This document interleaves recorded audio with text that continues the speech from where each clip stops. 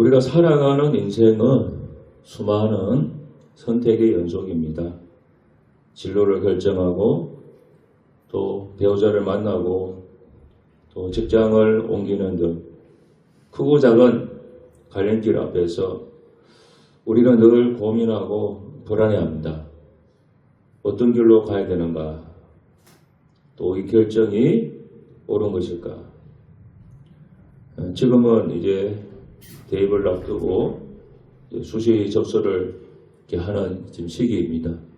그래서 많은 학부모들이 어느 대학에다 원서를 넣어야 되는가 굉장히 고민을 많이 합니다.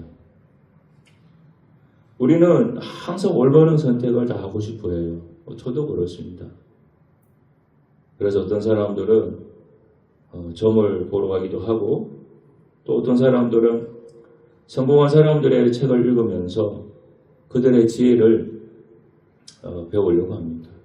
또 어떤 경우에는 주변의 조언을 구하면서 해답을 찾으려고 합니다. 올바른 선택을 하고 싶기 때문에 그렇습니다. 그러나 우리는 감사하게도 우리를 가장 선한 길로 인도하시기 원하시는 분이 계시죠? 바로 우리 삶의 주인이신 하나님이십니다. 성경에서는 우리가 의지해야 할 유일한 인도자가 누구냐? 그분이 하나님이시라고 분명하게 말씀하고 있습니다. 오늘 읽은 이 말씀은 하나님의 완벽한 인도하심을 받는 세 가지 중요한 비결을 말씀해 줍니다. 우리가 이 말씀의 원리를 붙잡고 살아가게 되면은 친히 주님께서 우리의 길잡이가 되어 주실 것입니다. 첫 번째는 마음을 다하여 여호와를 신뢰하라. 그렇게 말씀합니다. 하나님을 신뢰한다는 것은 뭐냐? 하나님을 믿는다는 말씀입니다. 자, 그럼 하나님을 믿는다는 것은 무엇이냐? 이것은 하나님 말씀을 믿는다. 바로 그 말입니다. 왜? 하나님은 눈에 보이지 않기 때문에 하나님 믿는다 그러면 그냥 추상적이고 무엇을 믿어야 될지 알쏭달쏭할 때가 있습니다. 그래서 사람들은 눈에 보이는 것을 믿으라 그러면 믿기가 쉬워요. 보이니까. 그러니까 하나님 믿는다 이것은 하나님 말씀을 믿는다. 그렇게 생각하시면 맞습니다. 요한복음 1장 1절 말씀이 보면은 이 말씀은 곧 하나님이시니라. 그렇게 설명이 나와요. 성경에. 그러니까 하나님 믿는다 그것은 하나님 말씀을 믿는다. 그렇게 딱 보시면 쉽습니다. 그래서 하나님의 인도하심을 받기를 원한다면은 하나님 말씀을 믿고 따르는 것이 중요합니다. 이 신뢰하라라고 하는 이 단어 이것을 히브리어로 보게 되면은 바타흐라고 하는 그 단어를 쓰는데 이것은 어떤 대상을 완전히 신뢰하기 때문에 그 몸을 그 상대에게 기댄다고 하는 그 의미가 있습니다. 그러니까 쉬운 예로 어린아이가 부모의 품에 온전히 몸을 기대는 것. 마치 우리 아기를 등에 엄마가 업으면 아기가 어떻습니까? 엄마 등에 살짝 달라붙어도 기대고 있잖아요. 그 모습을 생각하시면 됩니다. 이것이 바로 신뢰한다고 하는 그 히브리어 단어의 원문 뜻입니다. 그러니까 우리도 하나님께 우리의 모든 것을 이렇게 기대는 것, 맡기는 것, 이것이 바로 신뢰하는 겁니다. 우리가 은행에 돈을 맡겼을 때 매일 전화해가지고 은행에 전화해서 은행 직원한테 그 제 돈 잘 있습니까? 묻는 사람도 없죠?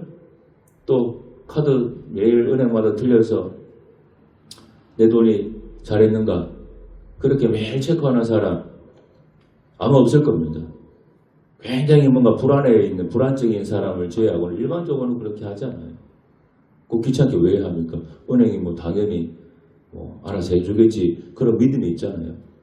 바로 그것이 신뢰라고 하는 걸 의미하는 신뢰. 우리는 흔히 하나님을 뭐 믿는다, 신뢰한다고 말하지만 실제로는요. 실제로 교인들 보면은 하나님 한 50% 믿고 나머지는 내 힘을 50% 믿고 어떤 경우는 하나님 한 20%, 나는 나를 믿는 거 한 80% 이렇게 믿는 교인이 사실은 많습니다. 그리고 하나님께 내가 뭐 한 90% 맡겼다가도 위기가 딱 닥치면은 그 나머지 10% 맡기지 못한 10% 때문에 내 생각이나 내가 방법을 다시 붙잡으려고 그렇게 합니다. 하지만 성경은 뭐라고 합니까? 마음을 다하라. 마음을 다해서 신뢰하라. 그렇게 말하죠. 우리의 생각, 감정, 의지를 포함한 모든 것을 오직 주님께 맡기는 그런 완전한 신뢰를 요구합니다. 10%만 맡기지 말고 10%만 믿지 말고 100% 믿어라. 그렇게 말합니다. 하나님 말씀은 우리의 이성으로 때론 상식으로 이해되지 않은 것처럼 보일 때가 종종 있습니다. 이때 우리에게 필요한 것이 무엇이냐? 마음을 다한 신뢰, 100%의 믿음, 바로 그것이 필요합니다. 그렇게 할 때 그때서야 하나님의 인도하심이 실제적으로 우리 삶에 나타납니다. 시편 119편 105절 말씀입니다. 주의 말씀은 내 발의 등이요, 그 등불이요, 내 길의 빛입니다. 그렇게 합니다. 하나님 말씀은 우리 인생의 등불의 빛이에요. 그래서 우리 하나님의 말씀을 온전하게 100% 믿게 되면은 그때부터 우리의 길이 아주 밝아져요.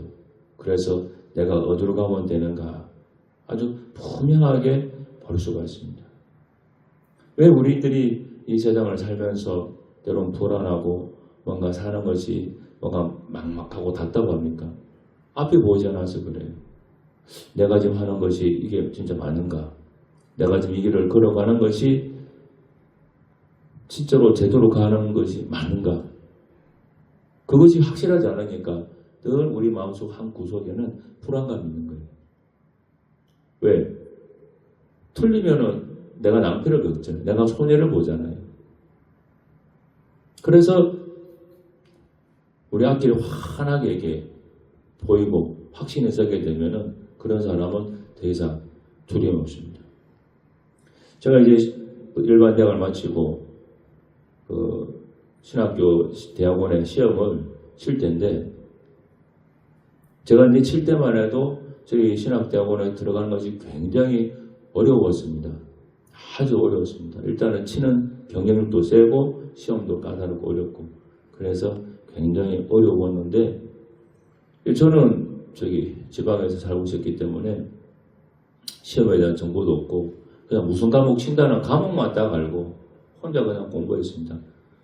뭐 성경 문제가 있는데 그냥 혼자 매일 성경을 하루에 몇 시간씩 읽으면서 성경 읽고 또 영어 시험 같은 경우는 그냥 혼자 단어 외우고 뭐 토플이나 이런 것들 있잖아요. 혼자 매일 그거 공부하고 그 다음에 뭐 상식도 있는데 상식은 뭐 서점에 가서 큰 두꺼운 일반 상식책 사서 그거 하고 그 다음에 논술이 있어서 논술은 뭐 방법 없잖아요. 뭐 책을 많이 읽을 수밖에 아니고 이것저것 뭐 관련된 책들 혼자 읽었습니다. 그렇게 혼자 공부를 하다가 이제 시험 원서를 접수하기 위해서 서울로 올라와 왔습니다. 학교에 그때 원서를 모르겠던 학교에 한번 왔어요. 신학교. 그 신학교 와서 그 내려오다가 학교 밑에 서점이 있거든요. 서점에 한번 가봤어요. 서점에 가보니까요. 기출문제하고 예상문제 책들이 문제집이 그렇게 많더라고요.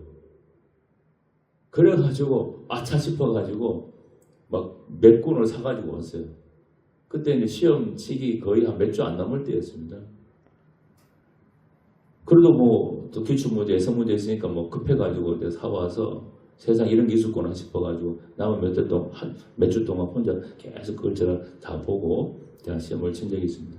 나중에 이제 합격을 하고 신학교 들어와서 보니까 학교에 뭐 1년 동안 학교에 와가지고 앞에서 자취하면서 막 도서관에서 문제집 사가지고 공부하는 그런 학생들이 굉장히 많았더라고요. 저만 그냥 아무것도 모르고 밑에서 혼자 그냥 성경이 펴놓고 혼자 그렇게 했던 거예요. 근데 제가 지금도 가지고 있는 제 느낌이 그 자신이 알 수가 있는데 제가 시험 혼자서 막 시험 공부하는데 저는 희한하게도 제 마음속에 이번 시험에 치면은 떨어질 거라고 하는 생각이 단 1%도 안 들었어요. 공부할 때마다 제 속에서 확 계속 마음속에서 가져지는 그 확신이 이번에 시험 치면 무조건 붙는다. 무조건. 제 안에 그 확신이 100% 있더라고요. 그래서 제가 그때 그 체험이 있어서 100% 믿어지는 것이 가능하구나. 저는 그 전까지도 하나님 우리가 목사님들이 100% 믿어야 됩니다. 이렇게 말하면은 그게 가능한가? 제가 잘 의심이 있었어요. 사람인데 그래도 어떻게 100% 믿어지는 게 가능한가? 그런 게 있었는데 제가 그때 시험 치는 그때 그 경험을 한 뒤부터는 100% 믿어지는 것은 가능하다. 사람일지라도 가능하다. 제가 그 분명한 체험이 있었습니다. 그러니까 그렇게 딱 되니까 어쨌든 그때는 내가 가는 이 길이 잘못된 길이다. 잘못될 거라고는 생각이 안 들어요. 왜? 분명히 이건 된다고는 확신이 있으니까 내가 준비하고 가는 길에 두려움이 없고 걱정이 없어요. 그래도 제가 그때 대학원 시험 준비할 때는 제 마음속에 시험이 떨어질까라고 하는 걱정이 없었어요. 저도 지금까지 오면서 시험 얼마나 많이 쳐보고 학교도 몇 군데 들어가 봤잖아요. 근데 그때마다 이거 안 되면 어떻게 하지? 늘 그런 불안이 있었어요. 그런데 신학교 갈 때 그때만큼은 저는 시험 칠 때 안 될 거라고 하는 염려, 걱정이 단 1%도 제 안에 없었습니다. 100% 믿어지기 때문에 그래요. 그러니까 우리가 이 세상을 살아갈 때 그런 100% 믿음이 딱 생기면 걱정이 없어요. 앞으로 우리가 살아갈 날이 많고 그리고 뭔가 결정해야 될 일들이 많이 있을 거 아니에요. 어느 직장도 내가 이 직장이 맞나 저 직장이 맞나 직장도 내가 선택해야 되고 대학교도 내가 골라야 되고 나중에 결혼할 때 배우자를 내가 또 골라야 되고 또 자식을 낳으면 그 자식을 위해서 뭔가 내가 결정을 해야 될 일이 얼마나 많습니까? 앞으로 수도 없이 많은 선택과 결정을 해야 됩니다. 그럴 때마다 내가 딱 100%에 100% 되는 걸 딱 찍어준다고 한다면 여러분 그거 기가 막히지 않습니까? 쪽집게처럼. 근데 그것은 우리 하나님을 절대적으로 신뢰하면 그게 가능합니다. 내 삶에 그게 그렇게 인도가 됩니다. 실수가 없어요. 왜? 하나님이 그렇게 이끌어 가시니까. 그래서 마음을 다해 여호와를 신뢰하라. 그렇게 말하는 거죠. 세계적인 도너츠 상표를 개발한 던킨 도너츠 있죠? 우리 여러분 잘 알죠? 이 던킨 도너츠의 창업주가 로젠버그라고 하는 사람입니다. 자, 이분은 기독교인인데 이분은 자기 자신의 성공에 대해서 이렇게 말했습니다. 나는 가난과 교육 부재의 환경에서 자라났습니다. 그러나 하나님께서 늘 제 짐을 맡아주셨습니다. 성공이란 사람의 지식에 있지 않고 하나님께 대한 태도에 달려 있습니다. 이번에 신앙 고백이에요. 하나님께 대한 태도. 즉 신앙이죠. 마음을 다하여 하나님을 신뢰하는 이 태도가 우리에게 필요합니다. 우리의 지식과 우리의 능력이 물론 다 있습니다. 그렇지만 여기에 더해서 우리 신앙에는 하나님에 대한 그 태도 이걸 꼭 가지세요. 그러면 우리도 이 던킨 도너츠 창업주처럼 그런 성공이 우리 삶에 나타날 수가 있다는 거죠. 자, 두 번째는 내명철을 의지하지 말라고 말씀하십니다. 자, 우리는 내비게이션을 많이 이용하죠. 목적지를 딱 입력하면 최적 경로라고 딱 뜹니다. 최단거리도 있고 최적 경로 딱 떠요. 그럼 거의 대부분 사람은 최적 경로를 딱 누르고 출발합니다. 근데 만약에 내비게이션의 안내를 내가 무시하고 아니야 내가 아는 이쪽이 더 빠른 길이야. 고집하다 보면은 오히려 막히는 길로 들어서거나 심지어는 완전히 반대 방향으로 가는 경우도 있을 수가 있습니다. 물론 내가 맞을 때도 있어요. 내가 워낙 많이 다니는 길이면은 내비게이션보다 내가 선택한 그 길이 맞을 때도 있어요. 그렇지만 상당 많은 경우에는 내비게이션이 더 맞죠. 그래서 내명철을 의지하지 말라고 하는 말씀은 우리의 이성과 계산이 마치 완벽한 것처럼 여기에 최종 권위를 두지 말라는 거예요. 내 이성, 내 지식, 내 생각이 이것이 제일 낫다. 이렇게 생각하지 말라는 거예요. 우리의 지혜는 사람의 지혜는 보조수단입니다. 이걸 주인이 되는 위치까지 올려놓으시면 안 돼요. 우리의 지혜와 판단은 항상 제한적입니다. 인간의 그 지식과 경험은 유한합니다. 우리는 미래를 알지 못합니다. 그래서 우리의 계획에 최선이 아닐 수도 있습니다. 성경에서 말하죠. 사람의 행위가 자기 보기에는 모두 깨끗하여도 여호와는 심령을 감찰하시느니라. 우리의 명철을 의지하는 것은 어두운 숲속에서 손전등 하나에 의존하는 것과 같습니다. 반면에 하나님의 인도하심은 뭐냐? 밤하늘의 등대처럼 우리의 갈 길 전체를 비춰줍니다. 다르겠죠? 손전등 하나로 다니면 물론 길 보이죠. 찾아갈 수 있습니다. 그러나 그것보다 그냥 자동차 쌍라이트처럼 거의 양쪽을 크게 비추는 그런 빛을 내가 가지고 걸어간다고 생각해 보세요. 그러면 얼마나 안전합니까? 여러분, 우리 운전할 때 깊은 산속을 운전한 경험이 있습니까? 저는 이제 가족들과 함께 이렇게 여름 휴가 여행하다가 깊은 산속길을 운전했던 적이 몇 번 있었습니다. 정말 거기는 가로등도 없어요. 만약 앞에 차가 있으면 차불빛 쫓아가면 쉬운데 딱 내 차만 있고 양쪽에 가로등도 없고 또 그때 마침 달도 떠 있지 않아서 정말로 7월까지 어두울 때 그럴 때는요 저는 운전할 때 차 소위 쌍라이트라고 그러죠. 보통은 그렇게 하면 앞차 보고 뭐 큰일 나기 때문에 안 하는데 그때는 쌍라이트를 딱 누릅니다. 그러면 그때는 빛이요 멀리까지 이게 라이트가 쫙 비칩니다. 멀리까지. 그리고 강하게 아주 밝은 빛이 보여요. 그렇게 왜 하는가 하면은 산길이기 때문에 가다 혹시 또 갑자기 커브 나와가지고 떨어질까봐 일부러 쌍라이트를 딱 켜면요 저 멀리까지 빛이 쫙 비춰줍니다. 그러면은 멀리 이제 길이 다 보이니까 좀 더 마음 편안하게 이렇게 운전을 할 수가 있습니다. 그러니까 하나님의 인도를 의지하는 것이 그 같은 거예요. 내 지식, 내 경험, 내 생각 여기에 혹은 주변에 어떤 뭐 좋은 여기에만 내가 딱 의지하면은 그냥 프레시 하나 들고 내가 살아가는 것과 똑같다는 거예요. 그거보다는 하나님의 인도하심을 받는 등불 같은 그 빛이 낫지 않겠습니까? 바울이 배에 난파했던 사건을 떠올려 보세요. 사도행전 27장에 보면 바울이 로마로 가는 배에서 폭풍을 만났습니다. 모두가 죽음의 공포에 떨고 있을 때 바울은 하나님의 사도를 통해서 아무도 죽지 않을 것이니까 안심하라고 하는 말씀을 듣고 외쳤죠. 바울은 자신의 죄가 아닌 하나님의 계시를 의지했습니다. 결과적으로 모든 사람이 안전하게 인도받죠.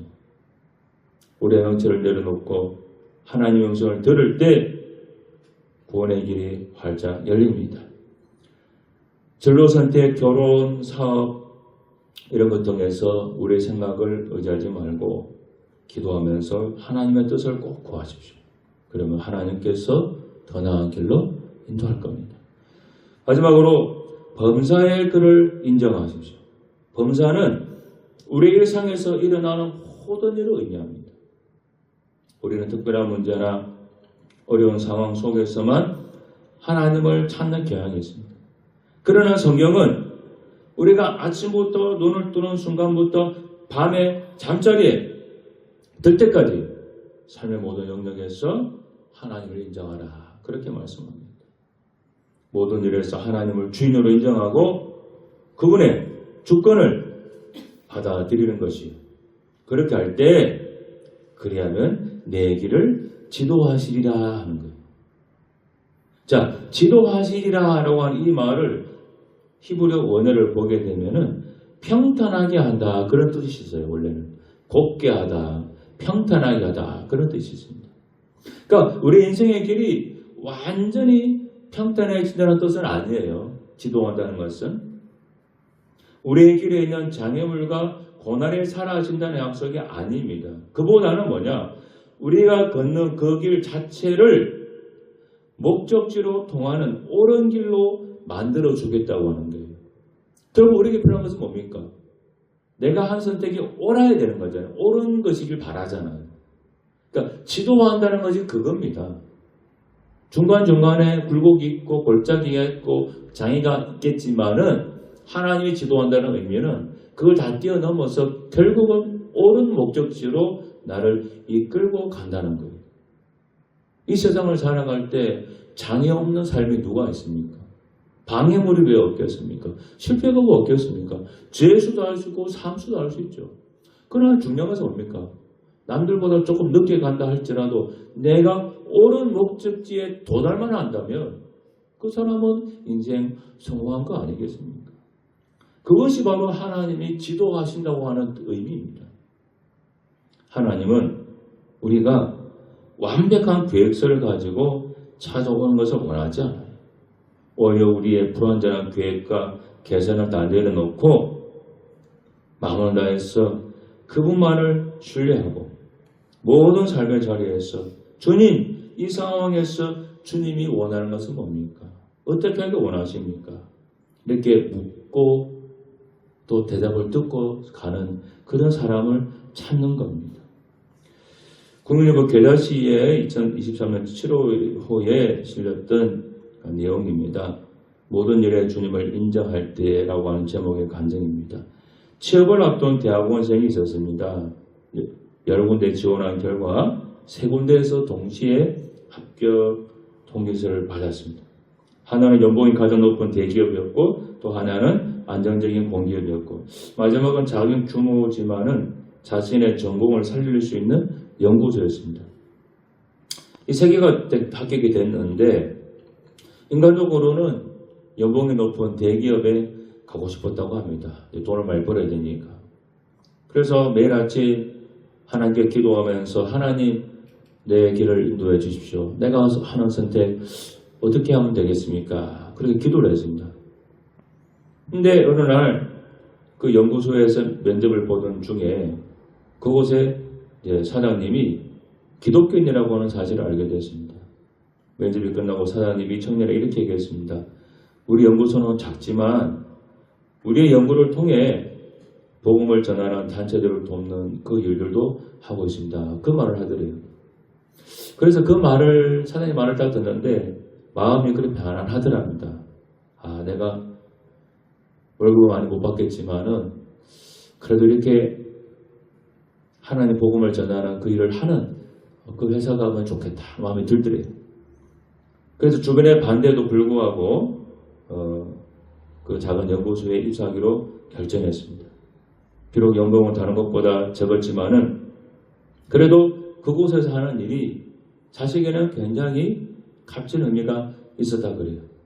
그 연구소에서 일하면서 주말이면 지역 청년들 위한 봉사활동도 하는 그 일을 같이 했다고 합니다. 이 사람에게는 이 일이 자기 마음에 제일 좋았던 거예요. 여러분 이것이 맞는 거 아닙니까? 무조건 뭐 돈 많이 주는 곳에 간다고 그게 무조건 잘한 건 아니잖아요.